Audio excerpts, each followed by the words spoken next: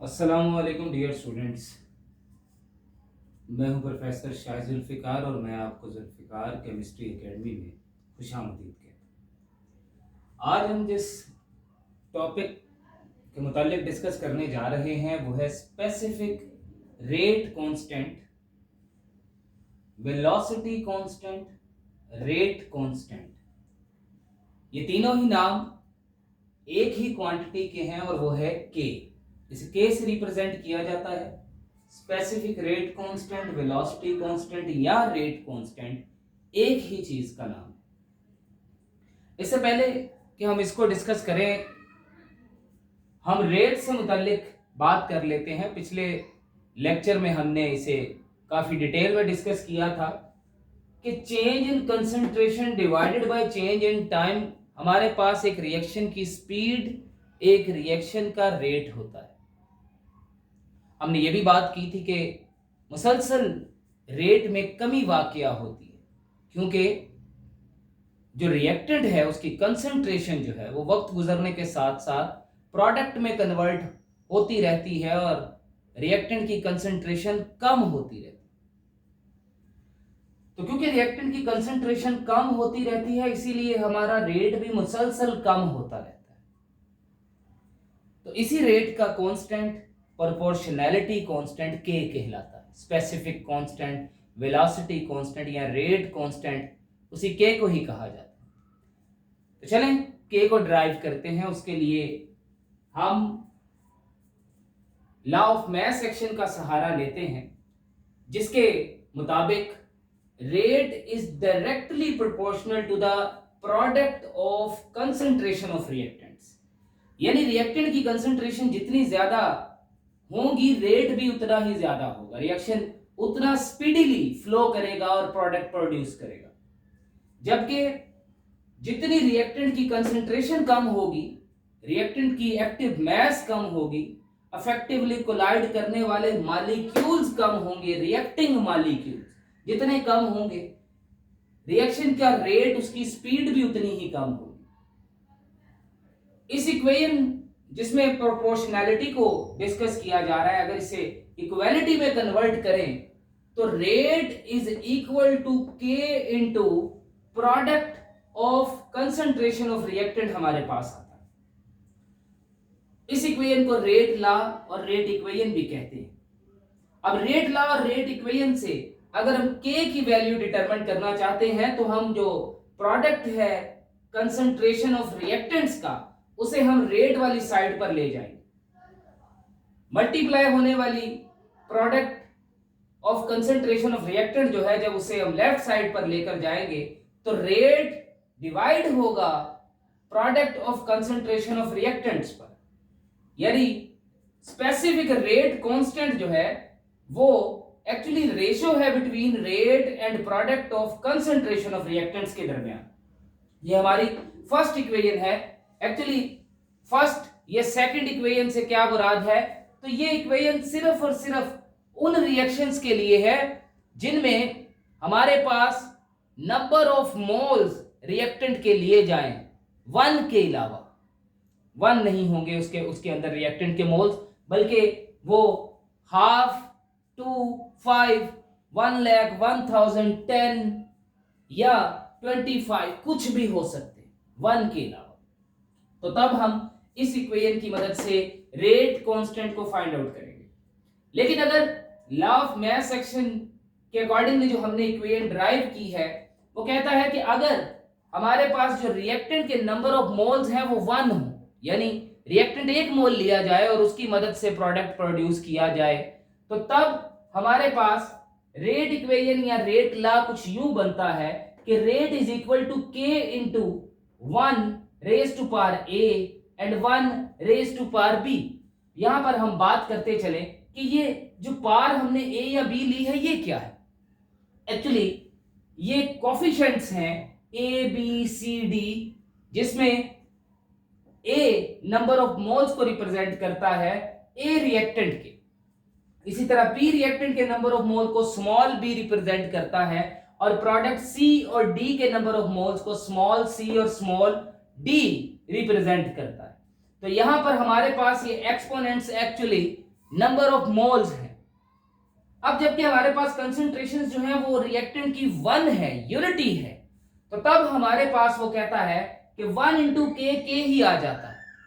तो रेट के इक्वल होगा, यानी रेट कांस्टेंट और रेट ऑफ रिएक्शन दोनों इक्वल क्वांटिटीज होंगी जब हमारे पास कंसंट्रेशन ऑफ रिएक्टेंट्स यूनिटी के बराबर होगी। इन दो इक्वेशन से हमारे पास रेट की जो डेफिनेशन सामने आती है हम उसे डिस्कस कर लेते हैं। इक्वेशन नंबर 1 के अकॉर्डिंगली फर्स्ट डेफिनेशन है हमारे पास the proportionality constant which relates concentration of reactants with rate of reaction. यानी एक्चुअली ये के जो है ये प्रोपोर्शनैलिटी कांस्टेंट है और ये रिलेट करता है, रिलेशन बताता है रेट और product of concentration of reactants का। यानी जो रिएक्टेंट की कंसंट्रेशन और जो स्पीड है उन दोनों के दरमियान रिलेशन क्या है, के उसे एक्सप्लेन करता है, उसे डिटरमिन करता है। जबकि दूसरी इक्वेशन में अगर हम देखें तो हमारे पास फाइनल ये इक्वेशन आ रही है और उसमें वो कह रहा है कि जब रिएक्टेंट की कंसंट्रेशन यूनिटी यानी 1 के इक्वल होगी तो तब रेट कांस्टेंट इक्वल होगा rate of reaction. The specific rate constant of reaction is equal to the rate of reaction when concentration of reactants are in unity.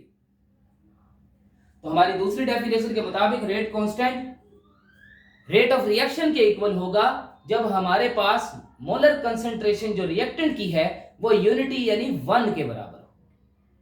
तो ये था हमारे पास रेट कांस्टेंट। एक्चुअली ये स्पीड को प्रिडिक्ट करता है, स्पीड से मुताल्लिक इंफॉर्मेशन प्रोवाइड करता है कि आया कि हमारा रिएक्शन जो है वो फास्ट होगा, स्लो होगा या मॉडरेट होगा, क्योंकि रेट जो है वो डिपेंड कर रहा है के ऊपर, रेट कांस्टेंट के ऊपर।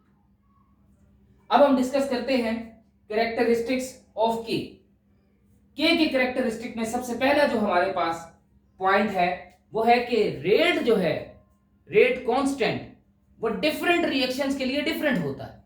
यानी हमारे पास रिएक्शन की बहुत सी टाइप्स हैं, reversible reaction, irreversible reaction. Further अगर हम बात करें तो हमारे पास स्लो, फास्ट और इसी तरह से मॉडरेट रिएक्शंस हैं। फिर इसके अंदर भी डिफरेंट हमारे पास रिएक्शन है, कोई सिंगल स्टेप रिएक्शन है, कोई डबल स्टेप रिएक्शन है, कोई ट्रिपल स्टेप रिएक्शन है। यानी कोई ऐसा रिएक्शन है जिसमें डायरेक्ट प्रोडक्ट बनता है, कोई ऐसा रिएक्शन है जिसमें पहले कोई इंटरमीडिएट प्रोडक्ट बनता है, फिर उसके बाद कोई इंटरमीडिएट मजीद प्रोडक्ट बनता है और फिर फाइनल प्रोडक्ट बनता है।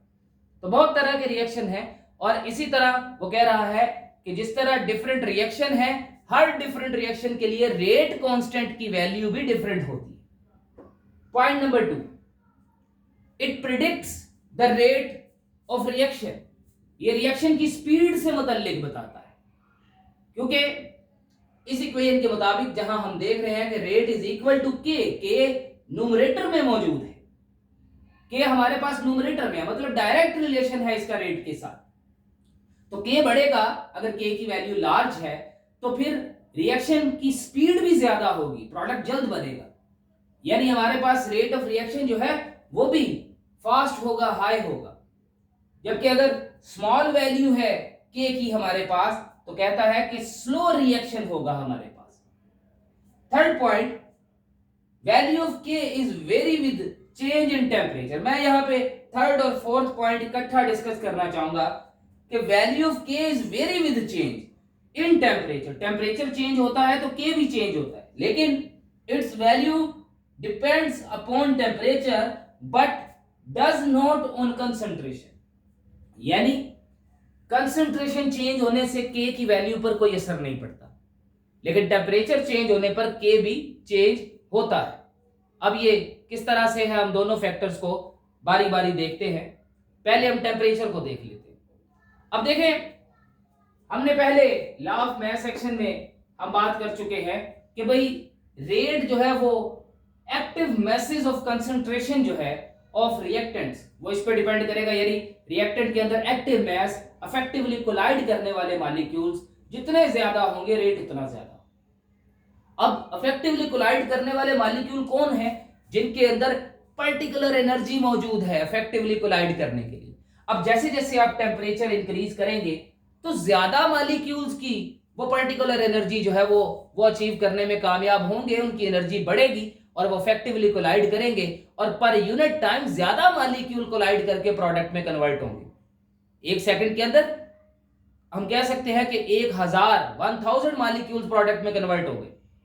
वहीं पे अगर आप टेम्परेचर डिक्रीज करते हैं तो फिर कम मॉलिक्यूल होंगे जो पर्टिकुलर एनर्जी अटेन करने में कामयाब होंगे और इस तरह से कम मॉलिक्यूल होंगे जो इफेक्टिवली कोलाइड करेंगे।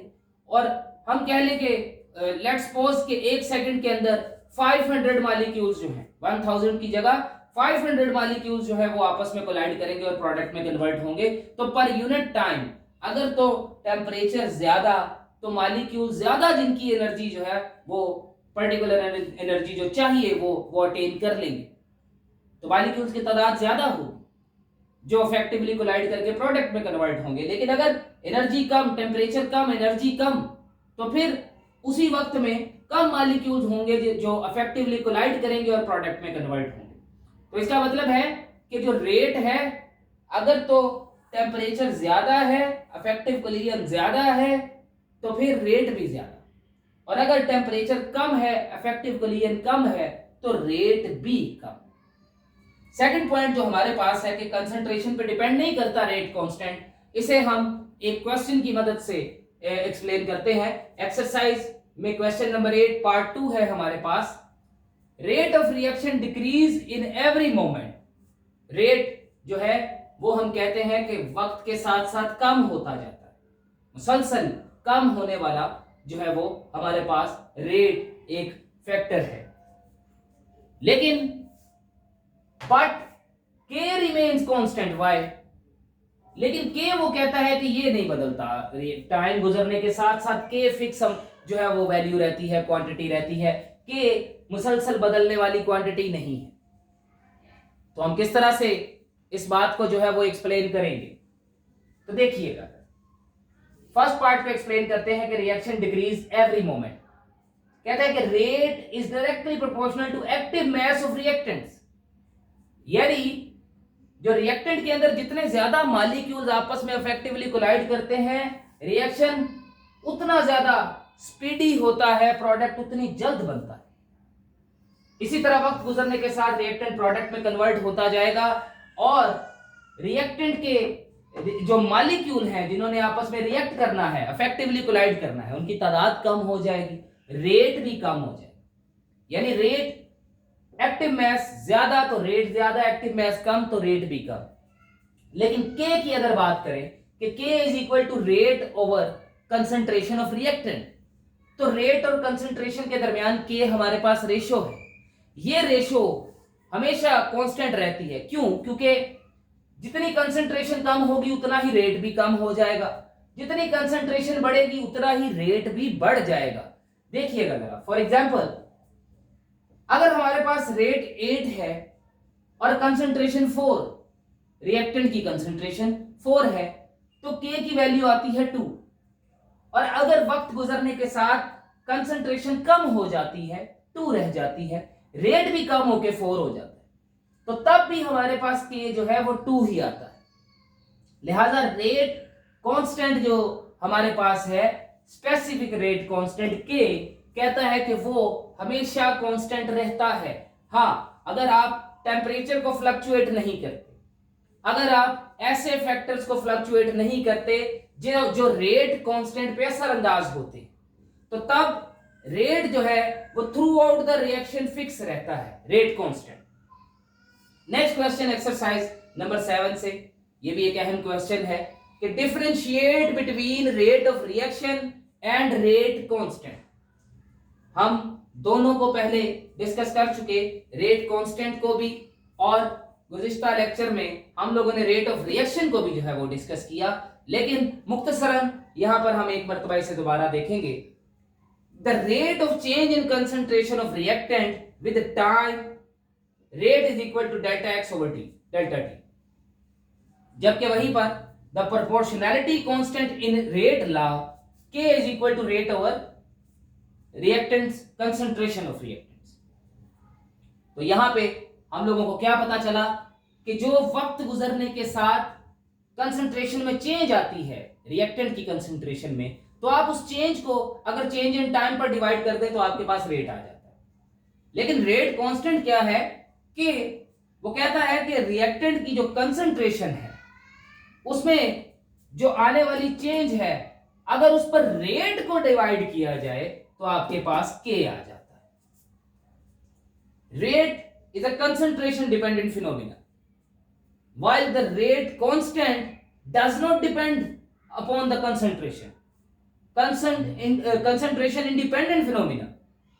यानी ये फैक्टर जो है रेट कांस्टेंट ये कंसंट्रेशन पे डिपेंड नहीं करता, जबकि रेट कंसंट्रेशन पे डिपेंड करता है। कंसंट्रेशन कम होगी तो रेट भी कम होगा। लेकिन ऊपर हमने यहां पे डिस्कस किया कि कंसंट्रेशन के चेंज होने से क्योंकि रेट भी चेंज हो रहा है तो लिहाजा रेट कांस्टेंट जो है, रेशियो जो है वो चेंज नहीं होगी, वो फिक्स रहेगी। It decrease with progress of reaction. जैसे जैसे रिएक्शन आगे को बढ़ता जाएगा, प्रोडक्ट बनता जाएगा, रिएक्टेंट की मास कम होती जाएगी, एक्टिव मास, तो फिर रेट यानी स्पीड भी रिएक्शन की कम होती जाएगी, प्रोडक्ट आहिस्ता बनेगा, स्लो बनेगा। Does not depend upon progress of reaction. हमने देखा कि ये कांस्टेंट रहता है, इसको रिएक्शन जो है वो कंप्लीट होने से, यानी जब वो कंप्लीट हो रहा है तो इसे कोई फर्क नहीं पड़ता। यूनिट्स अगर हम बात करें तो गुज़िश्ता लेक्चर में हमने यूनिट्स भी डिस्कस किए कि चेंज इन कंसंट्रेशन को टाइम पर हम डिवाइड करते हैं, यानी चेंज इन कंसंट्रेशन का यूनिट मोल पर डीएम क्यूब, जबकि टाइम का सेकंड तो हमारे पास मोल पर डीएम क्यूब पर सेकंड रेट का यूनिट आता है। और ये वहीं पर रेट कांस्टेंट की अगर बात करें तो हमने कहा कि डिफरेंट रिएक्शन में रेट कांस्टेंट की वैल्यू डिफरेंट है। तो अगर वैल्यू डिफरेंट है तो फिर उसके साथ साथ इसका डिफरेंट यूनिट होता है, जिसे आइंदा लेक्चर में हम लोग डिस्कस करेंगे। ऑर्डर की बात की गई है, वैसे तो हम ऑर्डर को अगले लेक्चर में डिस्कस करेंगे, पर यहां पर हम ब्रीफली जरा इंट्रोडक्शन के तौर पे ऑर्डर को डिस्कस करते जाते हैं। ऑर्डर ऑफ रिएक्शन, इसे एक्सप्लेन करने के लिए हम हाइड्रोजन आयोडाइड जो है उसकी प्रोडक्शन की जो इक्वेशन है उसका सहारा लेंगे। अगर 1 मोल H2 को 1 मोल I2 से रिएक्ट करवाया जाए तो हमारी टेक्स्ट बुक में वो कहता है कि 2 मोल हाइड्रोजन आयोडाइड प्रोड्यूस होता है। अब अगर मैं यहां से ऑर्डर फाइंड आउट करूं तो उसके लिए सबसे पहले रेट इक्वेशन लिखी जाएगी कि rate is equal to k into concentration of hydrogen raise to power 1 multiplied by concentration of iodine raise to power 1। अब ये 1 क्यों है? यहां पर देखें हमने पार के तौर पे नंबर ऑफ मोल यानी कोफिशिएंट को लिखा। बिल्कुल इसी तरह से यहां पर 1 मोल हाइड्रोजन 1 मोल आयोडीन से क्योंकि रिएक्ट कर रही है तो हमारे पास हाइड्रोजन की जो पार है वो भी 1 मोल हाइड्रोजन है तो 1 उसकी पार है। आयोडीन भी 1 मोल है तो उसकी पार भी, उसका एक्सपोनेंट भी 1 ही लिया जाएगा। अब ऑर्डर क्या आएगा? कहता है कि जितनी पार्स हैं, जो एक्सपोनेंट्स हैं, अगर उनका सम ले तो हमारे पास ऑर्डर आ जाता है 1 + 1 = 2। 1 हाइड्रोजन की कंसंट्रेशन की पार और 1 आयोडीन की कंसंट्रेशन की पार। तो अगर पार्स का सम लिया जाए तो ऑर्डर आ जाता है किसी भी रिएक्शन का, और इसमें पार का सम 2 के इक्वल है, यानी ये second order of reaction kinetics है। तो ये तो सिंपली मैंने आपको बताया। अब इसकी जरा डेफिनेशन की तरफ चलते हैं। हमने यहां पे बात की एक कि जो सम है एक्सपोनेंट्स का यानी नंबर ऑफ मोल्स का, तो इसी के एतबार से पहले डेफिनेशन है कि the sum of all exponents to which the concentration in the rate equation are raised is called order of reaction. यानी रिएक्टेंट के जितने मोल्स प्रोडक्ट में कन्वर्ट हुए, ठीक है, यानी जो रिएक्टेंट के मोल्स हैं वो एक्सपोनेंट के तौर पे रेट इक्वेशन में लिखे जाएंगे, तो वो वही मोल लिखे जाएंगे ना जो प्रोडक्ट में कन्वर्ट होंगे। तो कहता है कि रिएक्टेंट के मोल्स का सम, जितने भी रिएक्टेंट्स हैं उनके जितने भी मोल हैं जो प्रोडक्ट में कन्वर्ट हुए, उनका जो सम होगा, यानी जो पार के तौर पे लिखे जाएंगे, एक्सपोनेंट्स के तौर पे लिखे जाएंगे, उनका जो सम होगा वो ऑर्डर के इक्वल होगा। दूसरी डेफिनेशन वो कहता है the number of reacting molecule whose concentration alters as a result of a chemical change, यानी केमिकल रिएक्शन के दौरान वो नंबर ऑफ रिएक्टिंग मॉलिक्यूल्स जिनकी कंसंट्रेशन तब्दील होगी। अब हम मोल को क्वांटिटी के तौर पे लेते हैं। अब एक मोल होगा तो ऑब्वियसली नंबर ऑफ मॉलिक्यूल्स जो है उसके अंदर कितने होंगे, 6.02 into 10 raised to power 23। तो mole actually number of reacting molecules को ही रिप्रेजेंट कर रहा है कि भाई आया कि कितने मॉलिक्यूल्स ने रिएक्ट किया और वो तब्दील होकर प्रोडक्ट में कन्वर्ट हो गए। तो जितने मॉलिक्यूल, जितने मोल प्रोडक्ट में कन्वर्ट हो जाएं तो हम कहते हैं कि उतना ही ऑर्डर है उस रिएक्शन का। यहां पे तो मैंने आप लोगों को थ्योरेटिकली जो है वो अपने तजुर्बे की बुनियाद पर ऑर्डर बताया जो कि पहले से लिटरेचर में मौजूद था, लेकिन इसे इस तरह थ्योरेटिकली मालूम किया भी जा सकता है और नहीं भी, ज्यादातर नहीं मालूम किया जा सकता क्योंकि कंसंट्रेशन किन रिएक्टेंट्स की कितनी चेंज हुई है ये हम थ्योरेटिकली नहीं बता सकते। तो इसी वजह से एक्सपेरिमेंटली डिटरमाइंड क्वांटिटी है आपके पास ऑर्डर ऑफ रिएक्शन। एक्सपेरिमेंटली आप देखेंगे कि कितने रिएक्टिंग जो मॉलिक्यूल्स हैं वो प्रोडक्ट में कन्वर्ट हुए हैं, कितने मोल रिएक्टेड के प्रोडक्ट में कन्वर्ट हुए हैं, तभी आप लोग फाइंड आउट कर सकेंगे कि आया कि उसका ऑर्डर क्या है। Give information about the mechanism of reaction, ये हमें बताता है कि आया कि reaction single step, double step, triple step, कितने रूट से गुजर के प्रोडक्ट जो है वो हमें मिलेगा। ऑर्डर में भी जीरो, नेगेटिव, पॉजिटिव और फ्रैक्शन, इनफ्रैक्शन। ऑर्डर यहां पे सेकंड ऑर्डर है। इसी तरह से हम आगे जाके देखेंगे कि हमारे पास जो नेचुरल फिनोमिनाज हैं मोस्टली वो जीरो ऑर्डर के होंगे।